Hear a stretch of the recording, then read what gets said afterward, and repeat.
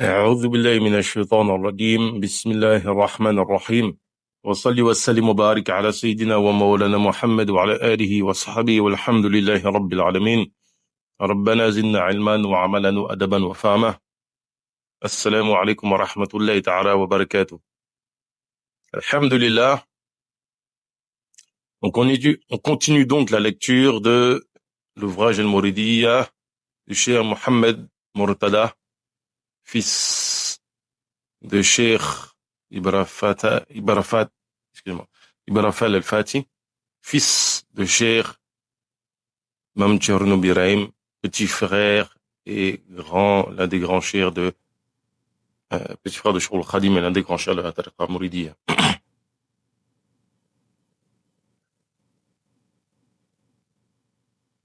Évidemment, toujours en introduction, pour rappeler le pourquoi du comment de la lecture de cet ouvrage, on a dans un premier temps, on fait entre autres une critique de plusieurs mouvements réformistes.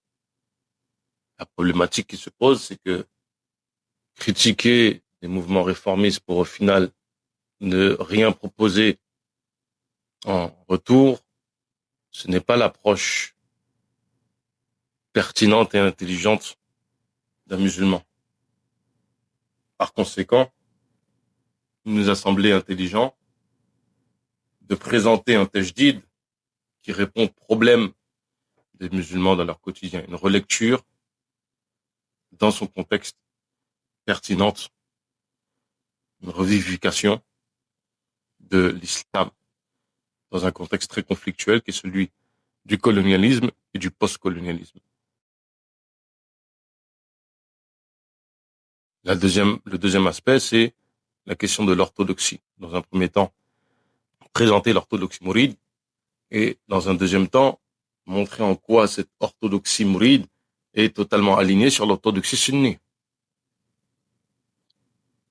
Ce faisant, on a présenté le cheikh, radiyallahu anhu, son travail, ses œuvres, et on a ensuite exposé sa relation avec les colons très conflictuels qui, justement, font écho à cette problématique de tajdid dans le contexte colonial et post-colonial.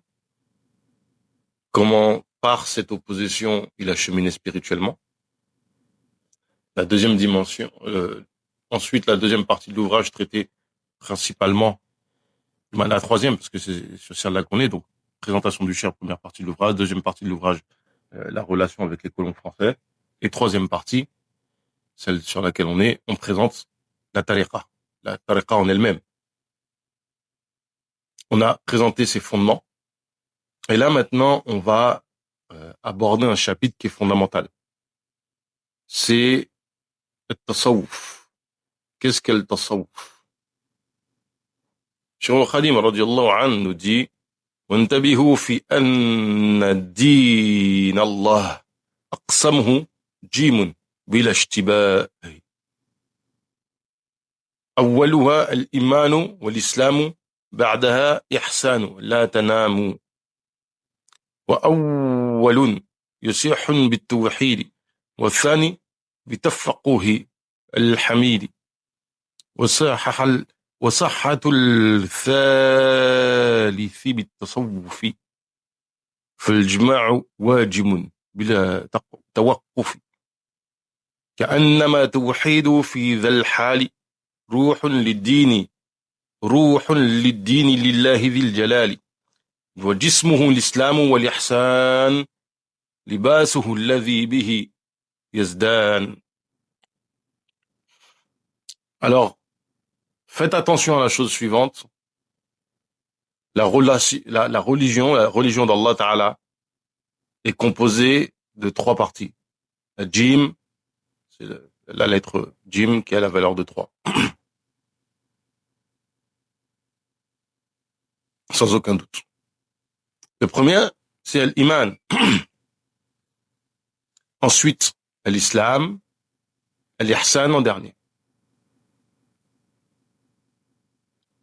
Le premier, l'iman. Alors ici, il y a yasihu. Effectivement, ça fait écho à ce qui est dit dans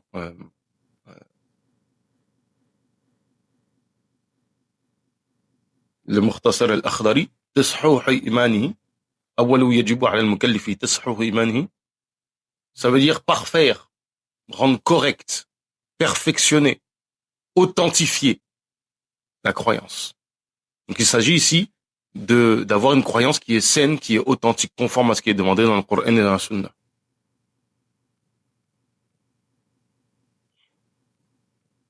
En deuxième,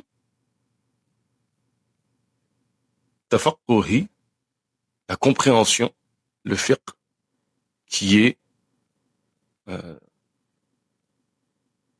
d'une des loges.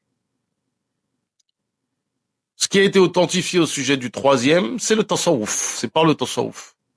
Et rassembler les 3 est une obligation.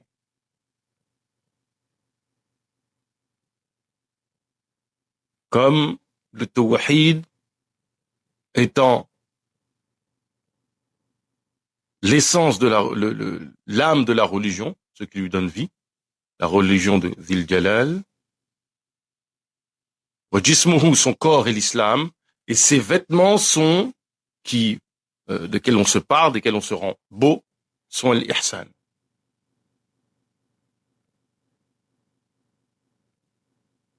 Le tawhid que valide l'iman est l'âme de la religion. L'islam validé par le fiqh et son corps. L'ihsan est validé par le tasawwuf et l'habit dont il se part. Nous comprenons par là que l'ihsan et le tasawwuf ne peut être valable ou considéré comme tel qu'avec la sincérité de l'iman et de l'islam, et que la véritable religion consiste à combiner les droits comme nous allons le voir dans les propos de Khadim Rasoul lors de son exposé sur l'ihsan. Au fait, qu'est-ce qu'est l'ihsan?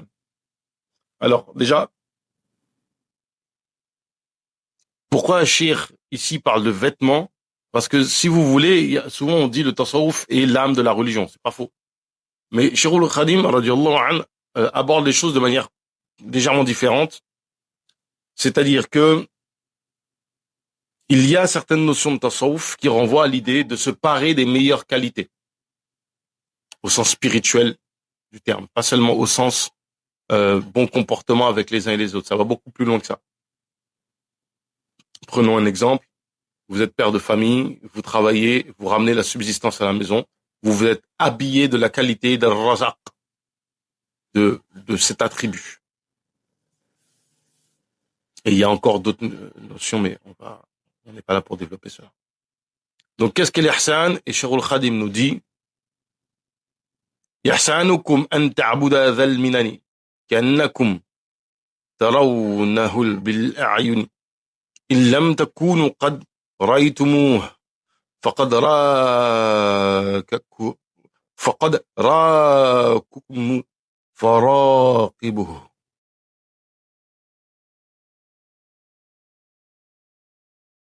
Alors, votre ihsan, c'est adorer ta'budu dhal minani, le détenteur de tous les bienfaits, comme si vous le voyez avec vos yeux.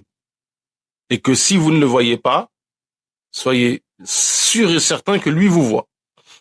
C'est une paraphrase, en fait, de ce qui est dans le hadith Jibril, évidemment. Ta'abud Allah kaman kan tarah, wa lam takun tarahu. Adorer Allah si tu ne le vois pas. Adorer Allah comme si tu le vois, et si tu ne le vois pas, sache que lui te voit. Selon l'une des deux lectures possibles. Ainsi, l'ihsan, c'est être dévoué à Allah et délester tout ce qu'il a interdit. Comme si nous le voyions et qu'il nous voyait véritablement. Ici, la subtilité, on voit l'éloquence prophétique, c'est que il vous est inconcevable que vous puissiez agir, faire des choses détestables en présence de quelqu'un. Et on vous demande, dans votre adoration, soit, du moins, dans les deux cas, d'agir en étant conscient que Allah Ta'ala est présent avec vous. Soit parce que vous le voyez, soit parce que vous savez qu'il vous voit. Comme quelqu'un qui est dans une maison, qui va pas se promener nu parce qu'il saura qu'à tout moment, on peut le voir dans la maison. Ou même dans la rue. De ce fait, nous devons faire attention à sa présence éternelle et à sa connaissance véritable de nos actes. Intérieur et caché, évidemment. Cela prouve que l'ihsan ne peut s'appuyer sur l'adoration, autrement dit sur l'iman, l'islam, l'iman, l'islam, sur le tawhid et le fiqh. Sinon, il devient un effort sans fondement vain et illusoire, effectivement. Que ce soit une aqidah saine et sans une pratique saine de la religion, parce que l'islam permet de déterminer ce qui est bien et ce qui est mal. Donc vous savez, si vous n'avez pas appris ce qui est interdit et obligatoire, comment vous pouvez appliquer correctement, justement, adorer Allah Ta'ala comme si tu le voyais, si tu ne le vois pas, sache que je te vois. C'est chose impossible, tout simplement. C'est quelque chose qui est inenvisageable.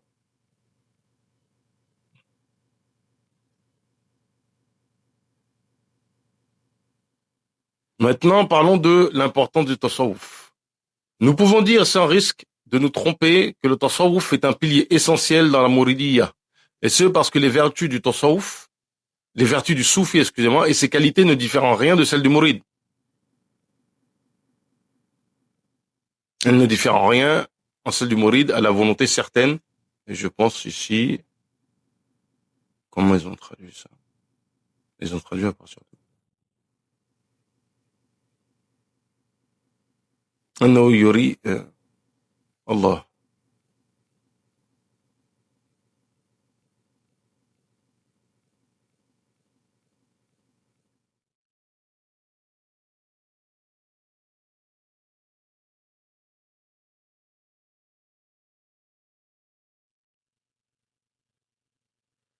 J'arrive pas à trouver comment ils ont traduit le truc.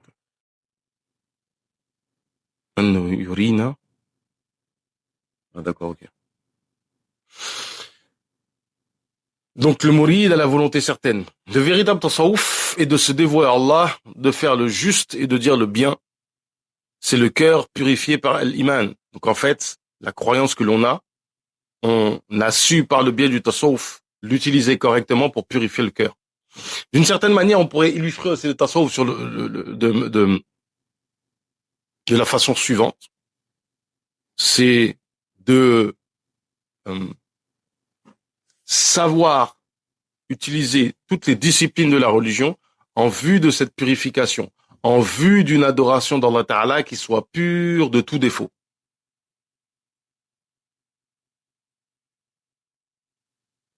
Le corps assoupli dans l'obéissance par l'islam, donc en fait, l'islam est utilisé comme un exercice, entre guillemets, physique, mais ici physique tant au sens physique du corps, le djism, le corps, que physique au sens d'exercice spirituel, de pratique spirituelle, qui va exercer le corps métaphysique de l'individu pour le conformer. Donc ici, quand j'entends corps métaphysique, j'entends quoi? L'ego, la nafs, etc.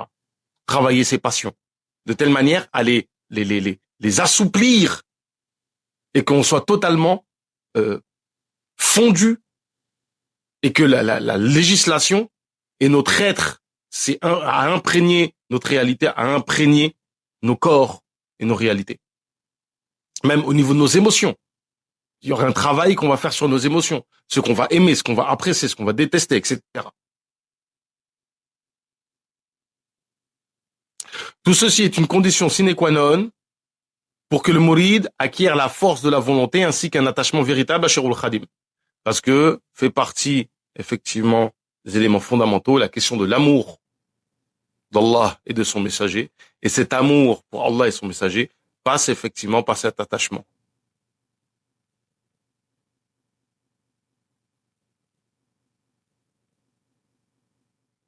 C'est ça que je me dis en fait. Al-Murid Sadiq. Avec tout à l'heure, l'expression qu'ils avaient traduit par Murid à la volonté certaine, c'est un Murid Sadiq, le Murid véridique, Iradatu Safatihi, avec une volonté qui soit saine, purifiée. Quant à la nouvelle génération, elle conçoit le tasawwuf négativement par ignorance. En conséquence, le shir leur adresse des conseils émaillés de reproches en attirant leur attention sur les bienfaits que renferme le tasawwuf.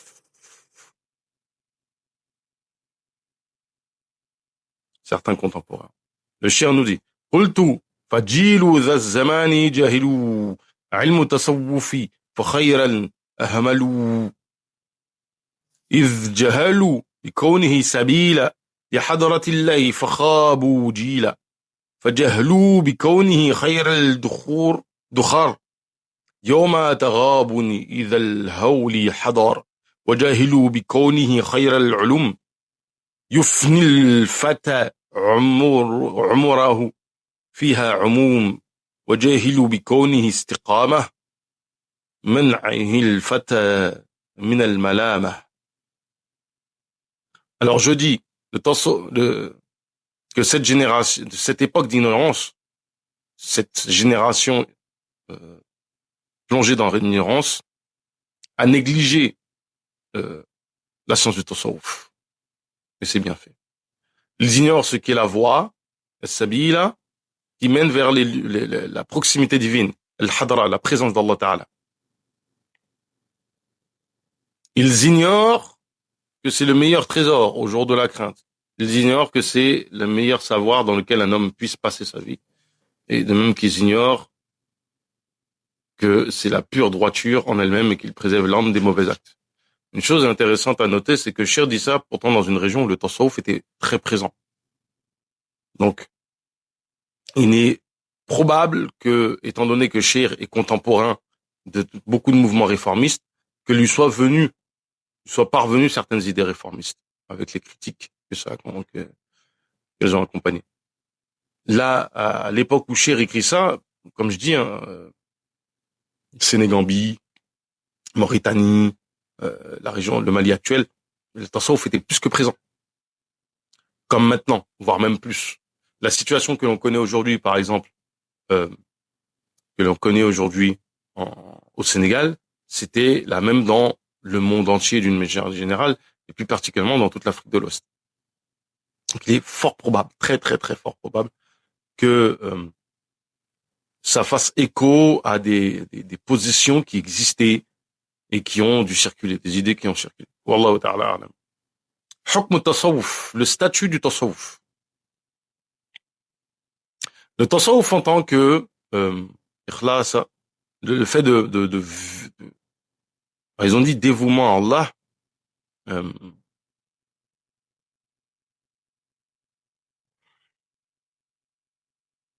comment dirais-je, comment on pourrait traduire ça, c'est par la purification de l'intention de l'ikhlas, ici vraiment l'ikhlas dans le sens de ce que tu as vidé ton cœur de tout autre qu'Allah. La pureté des actes et la perfection dans l'iman, dans sa croyance, dans la foi, j'ai entendu parfois, mais c'est vraiment dans la croyance, est une obligation personnelle pour tout musulman. C'est un farid ayn, une obligation individuelle. Il n'est pas comme certains le pensent, une exagération ni un superflu dans l'adoration qui ne concerne que les grands ulémas ou les shuyukh, parce que souvent il y a cette erreur-là. C'est une obligation individuelle d'avoir un certain niveau de purification du cœur. Il n'est pas non plus une sorte de monachisme. Je sais pas pourquoi ils ont mis le monarchisme. c'est une erreur de faute de frappe, de monachisme, c'est-à-dire d'être un moine, de se faire moine, tout simplement, islamique. Loin de là, car il n'existe pas de monachisme dans l'islam. Le cheikh dit, أما التصوف فرض عيني لدى الغزالي بدون مين. Effectivement, c'est ce qui est rapporté de l'imam Ghazali. Et faut savoir que l'imam Ghazali, c'est important, était en son temps, et même jusqu'à aujourd'hui, une référence absolue dans le madhab shafi'i. Donc quand il donne cet avis-là, c'est une fatwa, c'est le mashhour, l'avis retenu du madhab de l'imam Shafi'i. Radiyallahu anhum. Mais pas que. Le fait de rassembler l'obligation jam'u bayna al-fiqh wa al-tasawwuf, tafaqquhi wa tasawwuf. L'obligation de rassembler le tasawwuf et le fiqh. Le tasawwuf est indissociable du fiqh. Son apprentissage ainsi que son application sont une obligation. Effectivement, les deux vont ensemble.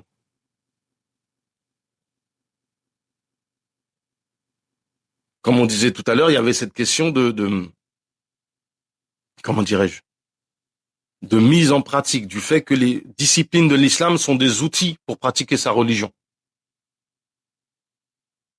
L'islam véritable consiste à combiner tasawwuf et fiqh, sharia et haqiqa, comme Cheikh al-Khadim le dit. Et sur ça, il y a une chose qui est très importante, qu'il faut prendre le temps de dire.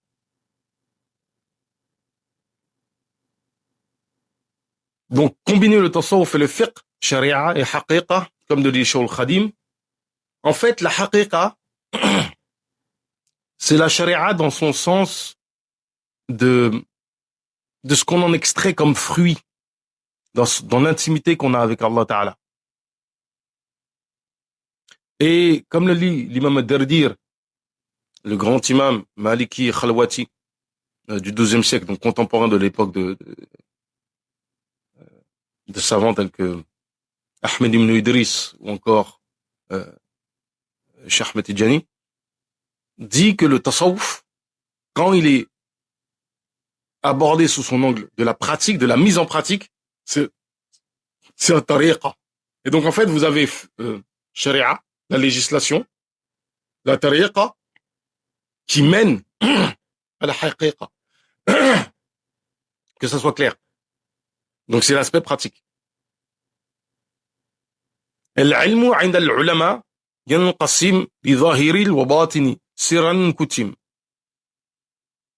ظاهره مصلح الأعمال والباطن مصلح الأحوال.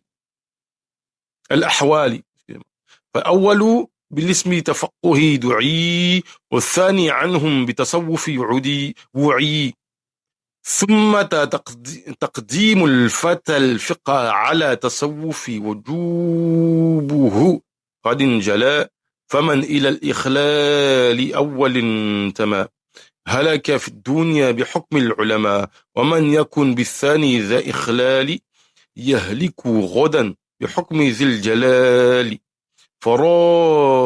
فواجب على العباد توره جمعهما لكي ينالوا الأجر ومن تفقه بلا تصوف فذو تفسق صريح فاعرفي ومن يكن بعكس ذا فإنه إلى تزندق أماله شأنه ومن لفقه تصوف جماع فهو الذي حقي له أن يتبع.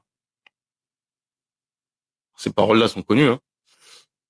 Le ilm, la science pour les ulémas se divise en deux parties, ésotérique et exotérique. Effectivement, quand on parle de science ésotérique, c'est tout ce qui va, comme le dit le cheikh. Donc la première, c'est la science du fiqh, et la deuxième est la science du tasawwuf. En fait, pourquoi? Parce que le fiqh va se traiter des choses manifestes. Comment on organise la société? Comment vous pratiquez votre religion dans sa forme, la forme que prend votre religion.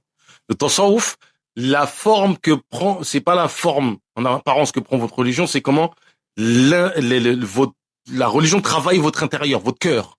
Donc en fait, vous avez d'un côté ce qui est apparent, manifeste, et ce qui est intérieur. Donc ici, de manière manifeste, le fiqh du cœur, des cœurs, le fiqh al-batin, la compréhension en fait de l'intérieur, de la purification du cœur, c'est le tasawwuf. Le fiqh va vous dire, par exemple, le fiqh va vous dire, l'intention est une obligation. L'intention, c'est une obligation. Vous devez mettre l'intention quand vous priez. D'accord. Quelle est cette intention? On va vous dire, que vous faites une prière obligatoire. Jusque-là, tout va bien. C'est très simple.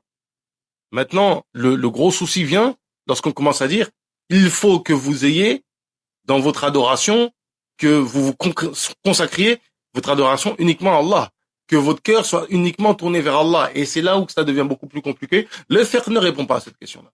Inna a'malinu binniyat, les actes, le fiqh, wa binniyah, c'est-à-dire que on doit se tourner uniquement vers Allah Ta'ala.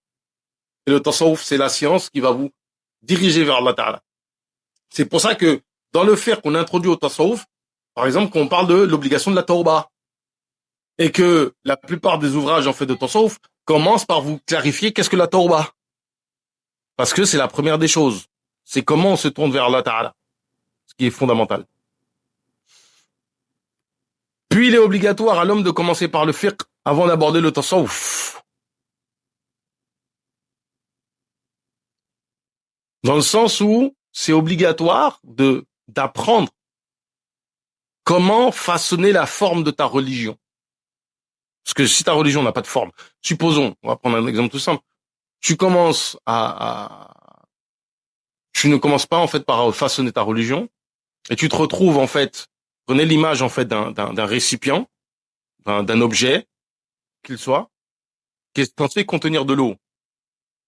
Et avant d'essayer de faire en sorte qu'il soit en bon état, vous le prenez, il est tout cassé.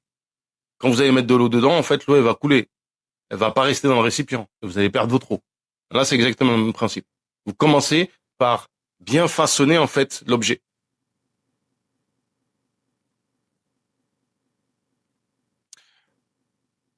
Quiconque omet le fiqh périt ici-bas par le jugement des ulama. Parce qu'en fait, tu vas tomber dans des travers extrêmement vicieux, d'égarement en disant n'importe quoi dans la religion.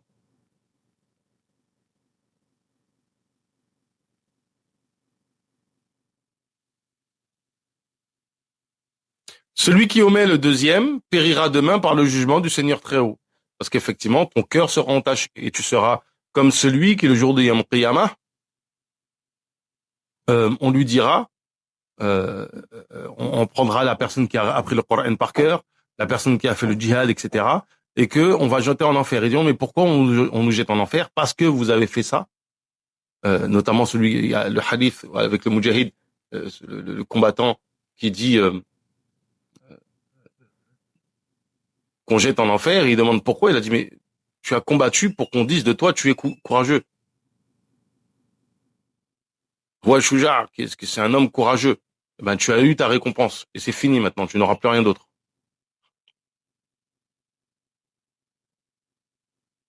Il est donc obligatoire à tous les serviteurs, tous les esclaves, de les rallier afin de les rassembler, de réaliser la récompense, donc d'associer les deux.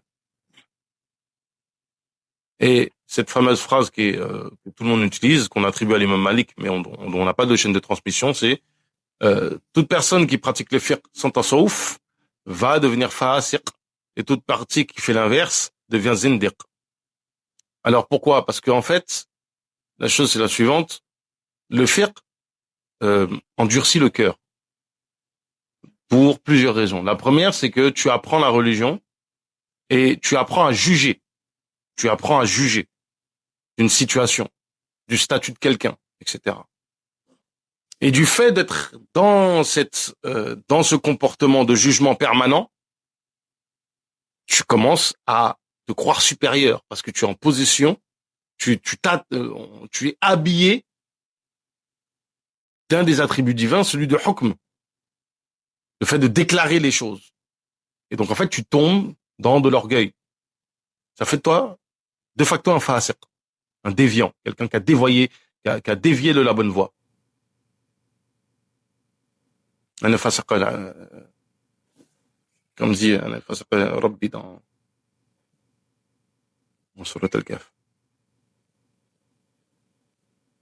Donc en fait, il y a vraiment cette idée que ça va, et il y a d'autres choses en faire qui, si tu prends le frère sans tasawwuf, qui te font vraiment devenir déviant. Ou par exemple, prenons une chose tout simple, c'est que tu apprends le fiqh, on te dit ça c'est mandoub, c'est pas obligatoire, et toi dans ta tête tu dis bon bah je peux délaisser ça. Mais en fait non, auprès d'Allah, si c'est un statut de mandoub, c'est que c'est important, donc il faut pas jouer.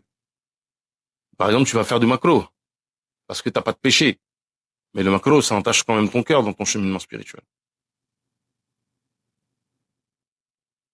Et pourquoi celui qui fait le tasawwuf sans faire devient zindiq? Zindiq, c'est une forme, en fait, ça c'est, faut faire attention parce que personne ne dit ça correctement, et il faut souvent le rappeler. En fait, la zandaqa, c'est quoi? La zanda, le fisq, c'est le fait que, de quelqu'un qui commet des péchés. Donc, dans la définition restreinte du fisq, c'est celui qui commet des péchés en apparence, que l'on voit faire des péchés. Donc, effectivement, selon la définition du fisq, celui qui commet des péchés en cachette serait pas fasiq. Mais en fait, il est pas fasiq auprès de la société. Mais auprès d'Allah, il est fasiq. La zandaqa, c'est quoi? Comment dire ça? C'est que, du temps du prophète, alayhi salatu wassalam, il y avait les munafiq, les hypocrites. Ceux qui feignaient, euh, d'être musulmans, en apparence. Et zandaqa, c'est le terme qu'on utilise pour désigner les munafiq après le temps du prophète, alayhi salatu wassalam. Parce que c'est une forme de adab, si vous voulez, qui consiste à ne pas mettre au même niveau, à ne pas désigner par le même terme qu'Allah Ta'ala, à désigner en fait les hypocrites du temps du prophète alayhi salatu wassalam. Parce qu'en fait, il y a une subtilité à retenir. Donc pourquoi ils sont appelés munafiq, c'est lié en fait à certaines réalités de l'époque qui ne sont plus d'actualité. Donc en fait, zandaqa en fait c'est le nifaq. Si vous allez chez les ulama, vous voyez que zandaqa c'est le nifaq.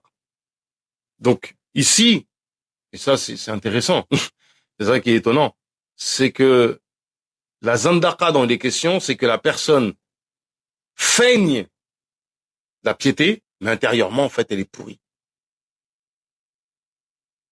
Intérieurement elle est pourrie. Pourquoi?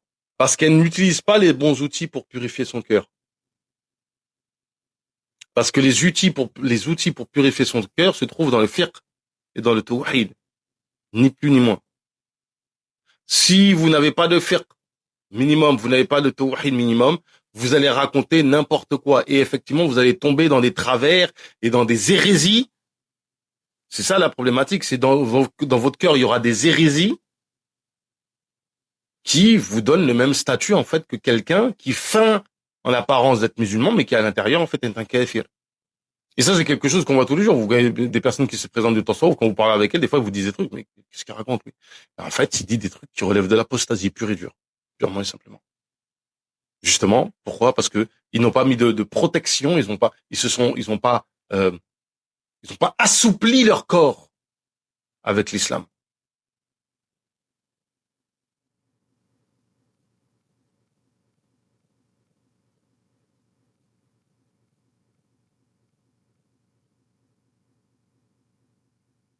Celui qui rassemble les deux, il est sur la vérité et il est digne d'être suivi.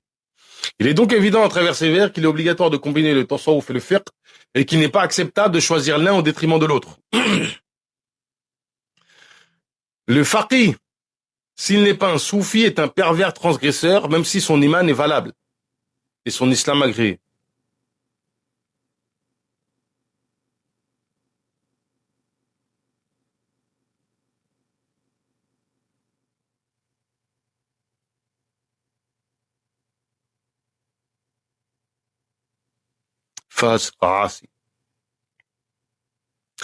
Quant au mutasawwif, donc ici c'est pas soufi le terme qui est utilisé, c'est mutasawwif. Donc la personne qui prétend au tasawwuf, notez en fait ici que c'est... D'ailleurs, pareil, en fait, il dit pas faqih, il dit mutafaqih. Très intéressant. C'est-à-dire qu'il n'attribue pas le titre de faqih ou de soufi à celui qui justement qui est déviant. Chose aujourd'hui qu'on a pris l'habitude de faire, ce qui est très malheureux, malheureusement.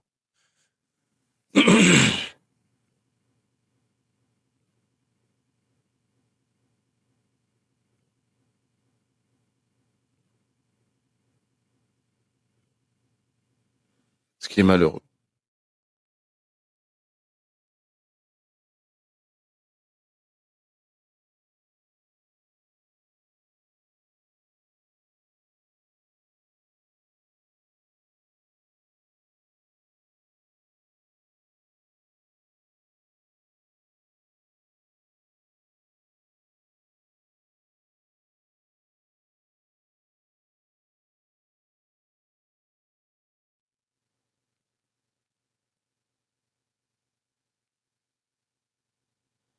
Ça me fait penser à un poème qu'on attribue à l'imam Shafi'i.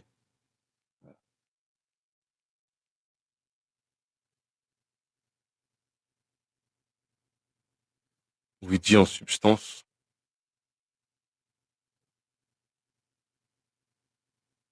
très intéressant, dit faqihan wa soufiyan fakun laysa wahida فإني وحق الله إياكم أنسح فذلك فاس لم يذق قلبه تقى فذلك قاس لم يذق قلبه تقى وهذا جهل كيف ذو الجهل يصلح فقيها وصوفيا être soufi et faqih fakun laysa wahida ne soit pas seulement l'un des deux فإني وحق الله إياكم أنسح car certes je suis certes pour toi je suis certes pour toi au nom d'Allah Ta'ala un bon conseil. فذلك قاس لم يذق قلبه تقى. Comment un cœur qui n'a pas la taqwa peut goûter, peut avoir du goût.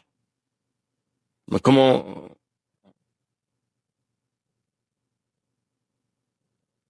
peut goûter à la droiture? Car certes, ceci, وهذا الجهل, c'est là, en soi, c'est là l'ignorance. Comment celui qui est ignorant pourrait se purifier le cœur?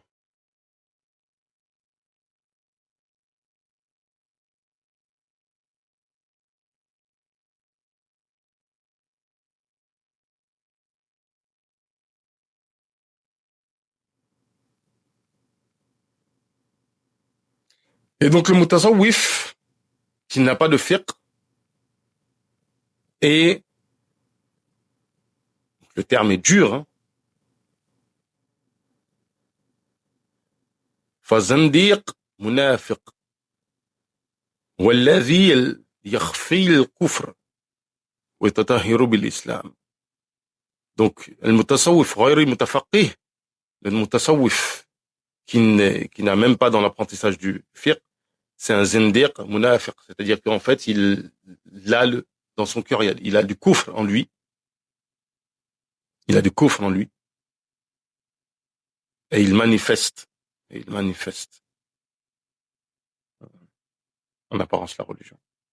Le tasawwuf donc requiert en premier lieu une bonne connaissance du fiqh et en second lieu la fréquentation d'un grand cheikh éducateur qui suit la sunna du prophète alayhi salatu wassalam et s'en inspire. Alors inspirer ويقتدي به. Pourquoi il s'en inspire? ورافقه شيخ كامل مربي يتبع سنة الرسول يقتدي به. C'est juste. Raison, il s'en inspire. Allahu a'lam. Le cheikh donc dit ce ci Faman, donc qui suit en fait, qui tient de compagnie, qui est dans la compagnie d'un cheikh éducateur. Faman بمهماه تصوف نزل بغير تشبيع مربي قد كمل فإنه يخص فإنه يخوض في اللج الردى ولا يجيء منه شيء أبدا وإنه يقوده شيطان والنفس والهوى كما أبان ومن يخض بحر الحقيقة بلا فلك شريعة فحمقه الجلاء ومن يحد عن السواد العظام بلا دليل واضح لم يسلم إذا في بنيان طريق يخشى سار ضلالة أو هلاك يغشى.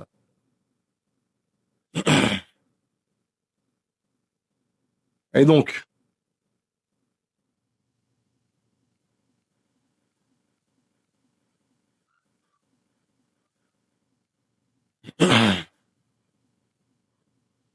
celui, alors, pourquoi ils ont mis, ouais,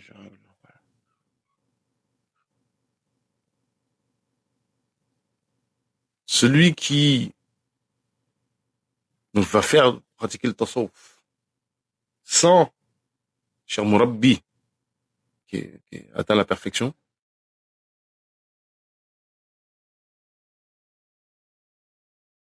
il s'abaisse et il tombe dans les pires périls. Il n'y aura jamais aucun profit pour lui, car il sera guidé par Yaqoudu shaitan, par le nafs, par les passions, comme cela a été enseigné. Effectivement,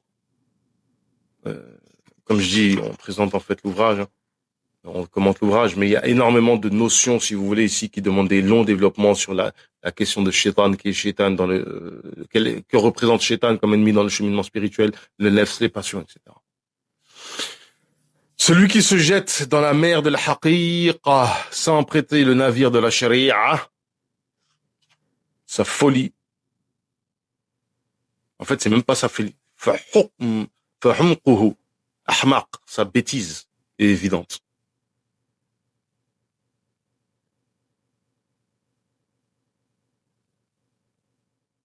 Celui qui transgresse, ou celui plutôt qui s'écarte de sawatul a'zam, de la grande communauté, sans preuve, sans guide plutôt, sans direction éclairée, il n'aura pas le salam, il n'aura pas le salut. Car la tariqa,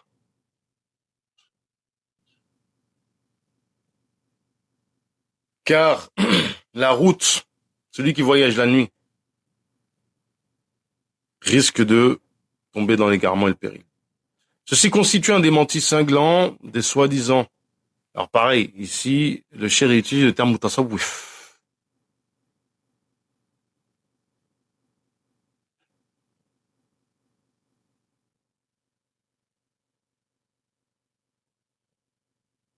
Et pas soufi. Même là, en fait, en français, c'est traduit par soufi et c'est problématique parce que ça donne un contresens à ce que le cheikh dit. Les soi-disant mutasawwif qui sont déviants de la voie, qui délaissent les adorations telles que la prière, le jeûne, sous prétexte d'être arrivé à Allah Ta'ala et s'être unis à son être, ils interprètent le mot yaqin dans le verset wa'abudu rabbuka hatta yatika al-yaqin.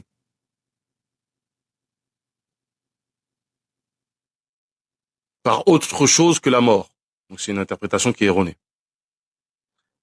L'adorateur ne se libère de son état de servitude envers Allah que par la mort, et même là, en vérité, c'est discutable, et l'entrée au paradis, dans ce qu'elle demeure soumis à la volonté divine, jouissant de son hospitalité éternelle. Et là, en fait, le cheikh, on va dire, en fait, si vous voulez, c'est cette demeure-là qui est la demeure de la ibada.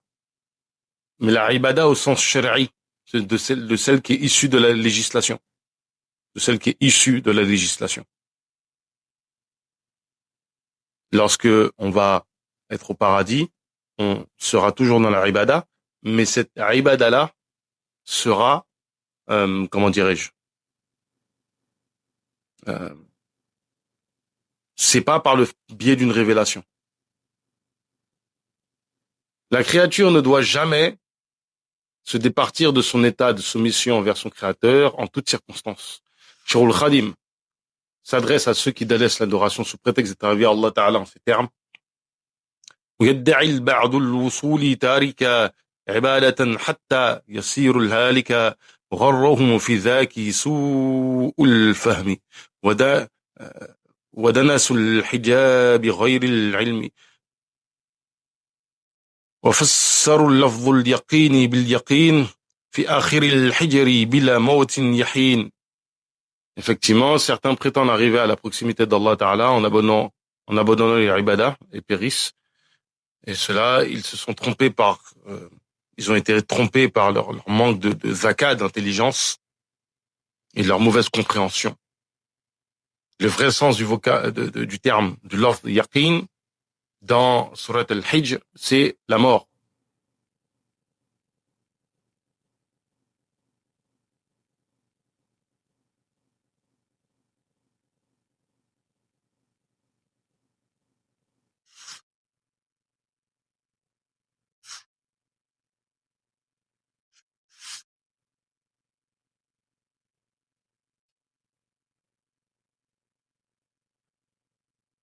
Alhamdulillah.